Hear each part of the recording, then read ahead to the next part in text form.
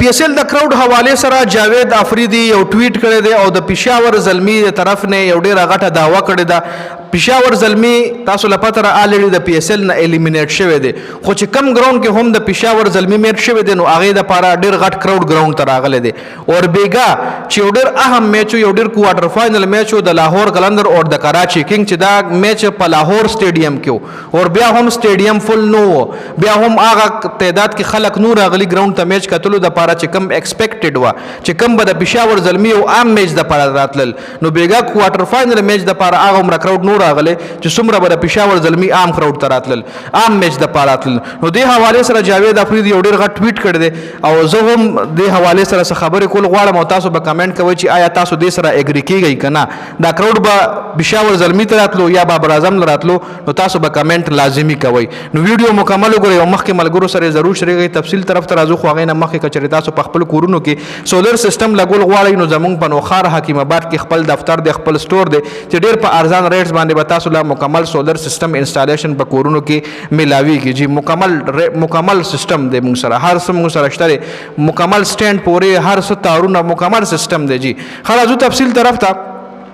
پېښور زلمی اونر جاوید افریدي ویلي دی چې کله بیګا میچ شو کراود ډیر کم راغله نو جاوید افریدي ټویټ کړی دی چې آیا د صرف د پېښور زلمی سپورټ کولو ته بارا کراود راتلو کنه دا نور ټیمانو ته هم راتلو. نو دې ځکه ډیرو خلکو جاوید افریدي ته کمنټس هم کړي دي چې دا کراود چې کم راتلو لاهور ګراوند ته نو دا صرف د پېښور زلمی د پاره نه راتلو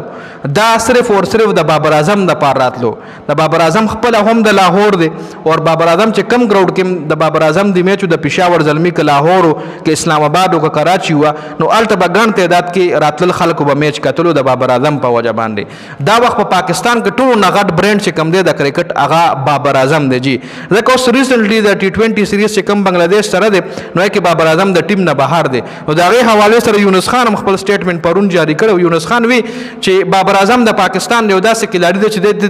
د درې واړو فارمیټو کې ساتي دی به ته ټیسټ کې ساتي دی به ته ون ډے کې ساتي دی به ته په ODI کې ساتي دا راستا درې واړو فارمیټو بیک بون دی. جی دا خو یونس خان از ا بیټر ویلی دی او بل طرف ته دا رمیز راجا چې کوم دی غویلی دی چې بابر اعظم د پاکستان غټ برند دی په د باندې به ته بزنس کې دی به ته خامخا اخلي میچ کې په د باندې هغه د بزنس پوینټ اف ویو سره ویلی دی چې په کوم میچ کې بابر اعظم وی هغه میچ کې بتاله ګراوند ته کراود هم راځي چې په کوم سیریز کې بابر اعظم وی هغه سیریز د پاره بتاله سپانسرشپ هم ډیر زیات راځي هغه د پاره به کمپنیانه وای چې په دې سیریز کې زمونږ د کمپنۍ ایڈورټایزمنت شي وقفه بتاله راځي PCB سره به نور هم براډکاسټر وغیرہ راځي وای بابر اعظم یو غټ برند دی هغه د بزنس په دغه باندې ویلی دی. نو دې ځکه تاسو مالا کمنټ وکړئ چې آیا دا کراود به پېښور زلمی راتلو که بابر اعظم لا راتلو دا کراود به چې دومره زیات په لاهور او په کراچي او په اسلام آباد راتلو نو دا بابر اعظم ته راتلو کنه ټوټل پېښور ټیم لا راتلو. کمنټ لازمي وکړئ.